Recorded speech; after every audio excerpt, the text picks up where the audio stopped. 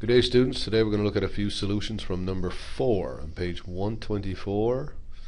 This is in practice 1 of chapter 5, which is in book 2 of the ma1026 booklets. We're looking at logarithms, of course, and this one is asking us to write it as a single logarithm. So just one, the word log is written once, so a single logarithm. Write these as a single logarithm. Now, there's a couple of rules we need to go over first, just to make sure you understand. Alright, there's 3 main rules. I'll write them down here. First one, of course, is called the sum. It's product. So, for example, if I have log base b of some value, say m, plus log of same base, so let's say base b, they have to be the same base, of n, can be brought together as a single logarithm by multiplying of m times n. Okay, so as you can see, if it's addition, alright, we multiply under a single log. So addition, we multiply. Alright, let me make that a little bit bigger and go to a different color for the second one. And the second one is log base b of m minus log base b of n. So if we're subtracting as a single logarithm, that's the same as dividing the two numbers. And I'm sure your teacher has shown these to you. And the third one is the power one. So if we have an extra exponent in front, oops, just take that out. So a times log b, say to the m, that's the same as moving the exponent up on the m, right? So this would move up here in this position. Okay, now, so they are the 3 laws we're going to use. But before we can use these 2, okay, notice that these 2 laws of logs, right, there's no exponent in front right here. There's no coefficient there, there's no coefficient there, there's none here, nor here, right? So we have to make sure when we're doing logs that we apply this first when we do it this one. Okay, so apply this rule first. Check for, okay, anything in front. What I mean by that, look at the very first one up here, D. If you look in front of that, there's no coefficient in front of that log, meaning there's no exponent on the 3. If you look here, there's no coefficient. There is a coefficient here, 2. That means we have to do that rule first. We have to move the 2 up there. Okay. Now, so let's clear this down here and get started. Okay. So the first one, that's exactly what. Before I can bring them together as one log, remember I have to apply the power rule first. So you have to move anything. So the first thing I'm going to do is I check in front of the logs, see if there's a coefficient other than 1. This one has a coefficient of 1, understood to be 1. This one has a coefficient of 2. I have to move it. So anything other than 1 has to be moved. So the first step looks like this. Log of 3 base 8 does not change, but this one becomes log base 8 of x, and bring the 2 up, so it's now x squared. Now, if you look in front of both logs have a coefficient of 1. Okay. So now I can apply the addition log, a rule, which brings it to, or product rule, brings it to product, right? So under one single log, and that's all you can write, the word log once, it's going to be 3 times x squared.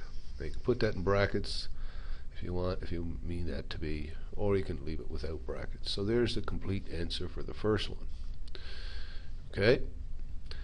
Now in the next one, first thing I do, look what I'm doing. I'm checking for coefficients other than 1 or -1. So there's nothing to move. Okay, see that? So we don't have to use the power rule first, or the power law. So if I'm adding, now I'll do it in 2 steps. A lot of people can see probably right away how to do this in 1 step, but I'll do it in 2. So x times y here, right? Because it's addition. See how I did that? Addition became multiplication. Now what's subtraction mean? Subtraction means divide, so this would be xy over z. Okay, divide by z. And I think a lot of people could jump right to this step, forget that first step. So that's not too bad.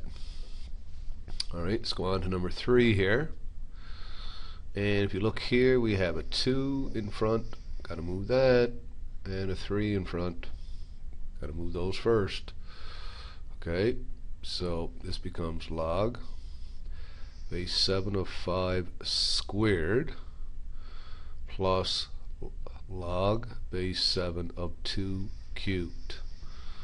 A lot of people, because they're numbers not variables, will simplify that. 5 squared is 25 plus log base 7 of 2 cubed, which is 8.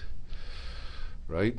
Now we're going to multiply log base 7 of 25 times 8, and of course that's easy. 25 times 8, of course, you know, is 200.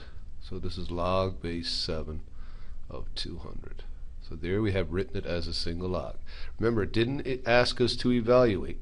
It just asked us to write it as a single logarithm. That's the instructions. You can't see the instructions there, but all the instructions said was write it as a single logarithm. It didn't say evaluate. Okay, so there's the first 3 done. Now let's look at the ones on the bottom there.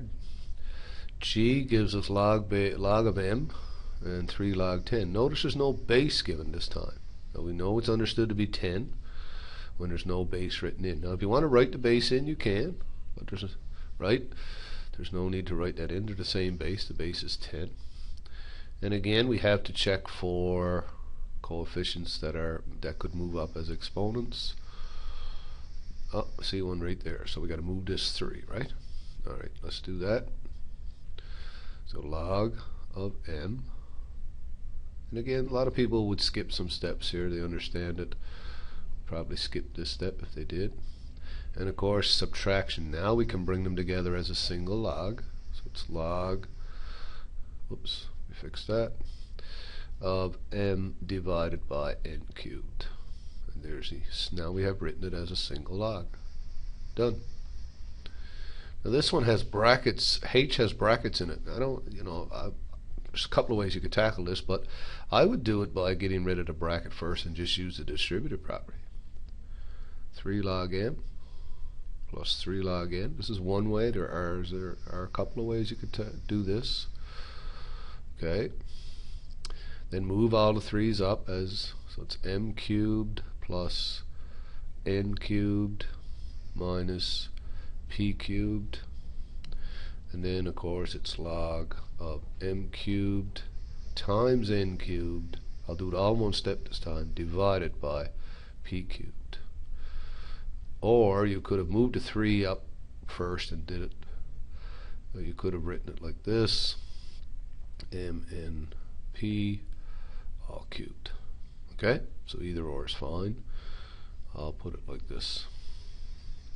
Both answers are correct. So that's a few examples of writing logarithmic statements as a single log. Okay, and this is number 4 on page 124. The next video will be a couple of examples of doing the opposite of that, taking a single log and writing it as the sum and difference of logs. Okay, so the next video will be number 5 on page 125.